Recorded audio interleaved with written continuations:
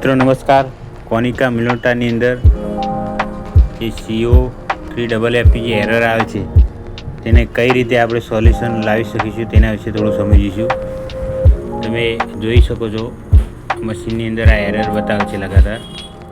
તેના માટે આપણે પહેલાં યુટિલિટી પ્રેસ કરીશું, પછી સ્ટોપ 2 વખત 0, સ્ટોપ 0 1 એમ કરીશું એટલે એક ફંક્શન ખુલી જશે.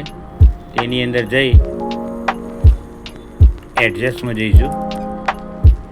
એડજસ્ટ પ્રેસ કર્યા પછી નીચેથી ઉપરના તરફ જઈશું.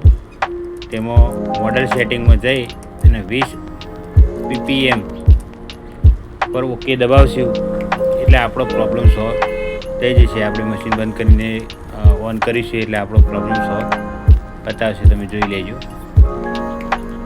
ફરીથી એકવાર તેનું જોઈ શકો છો રિટર્ન થઈ ગયું છે. આપણે મશીનો ઓફ કરી નાખીએ.